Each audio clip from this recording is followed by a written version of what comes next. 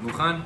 Ready? Alrighty, so last week we started a little bit about bitachon, which is trust in Hashem, trust in HaKadosh Baruch Hu. The point of bitachon and why it's something that's worth working for is the menuchas hanefesh, the lightness and the relaxed mode, the state of mind that you could be. The Shar Bitachon right in the beginning writes comparatively to an eved, right, to a slave who knows that he has a job to do.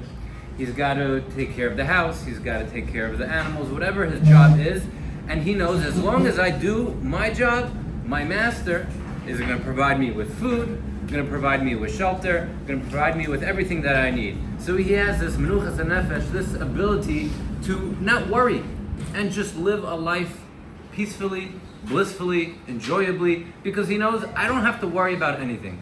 Same thing with our bitachon, our trust in God, our trust in HaKadosh Baruch Hu, that we know that no matter what sorrow we have, no matter what, challenge we're going through, or anything that you may specifically want, right? You want something, you're trying to get, let's say, out of a ticket, or you're trying to get a raise, you don't have to sit there worried about what should I say to the police officer to get out, to get free from the ticket. You don't have to worry about what you have to tell your boss to convince him to give you the raise, because you know that all I have to do is rely on HaKadosh Baruch Hu, because he's really the one who's in control of everything, right?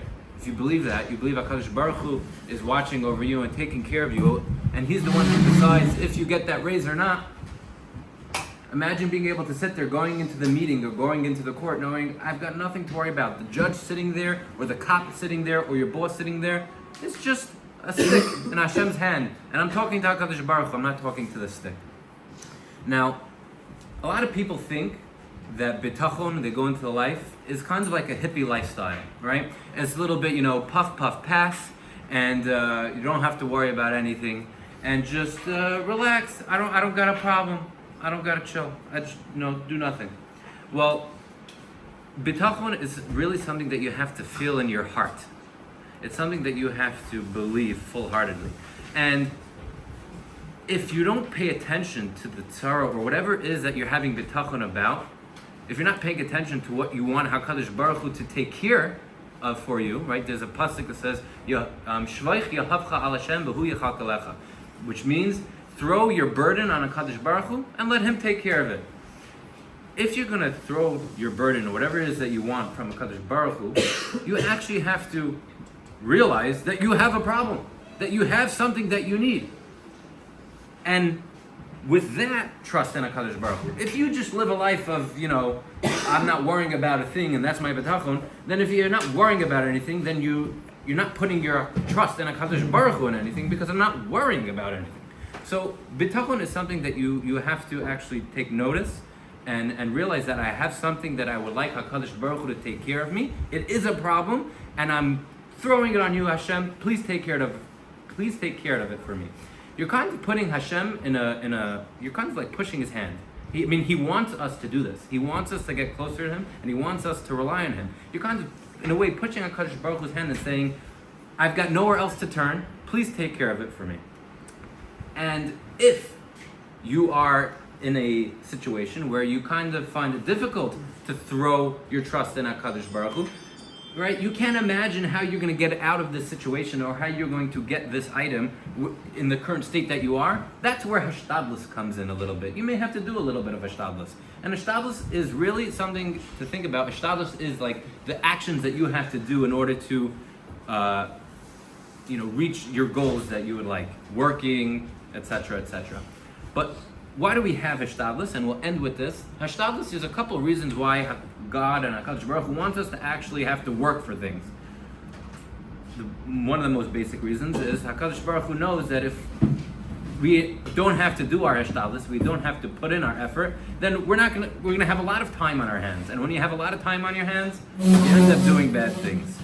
Secondly, we all have our zechusim, right? Our merits that HaKadosh Baruch Hu takes account, and with them, we deserve different things in our life. And if we don't do hashtadlus, and we try to rely on HaKadosh Baruch Hu, you're using your zechusim. HaKadosh Baruch Hu wants you to be able to keep your zechusim, your merits for Olam Haba. And last but not least, Hishtadlus really comes from a few parshas ago, from Bereshis, when Adam ate from the Eitz Hadas.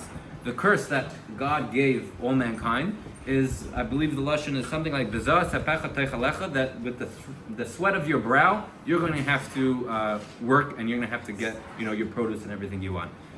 Kadosh Baruch Hu, that was the curse that He gave us. But even within the curse is a big gift. Because if you ask anyone, if someone gave you $1 million versus if you worked for $1 million, which one feels better? If you work for it, right? HaKadosh Baruch Hu, even within the curse that He gave us, that we have to work and toil for our goals and for the stuff that we want, even inside of it, the Chesed Hashem, Hashem's kindness, tells us that I want you to enjoy what you have to the best of your ability. Work for it a little bit, and you'll enjoy it. Next week, we're going to start going through the Chovos Levavos. He brings the story of an alchemist, of a person who is able to mix rat tails and iron and whatever it is and create money. And he's going to tell us 10 different ways that this person, this alchemist, who could just create money out of nothing, and you would think he has a stress-free, worry-free life, someone who has betachon, someone who trusts in HaKadosh Baruch Hu, has 10 advantages over this person. So stay tuned.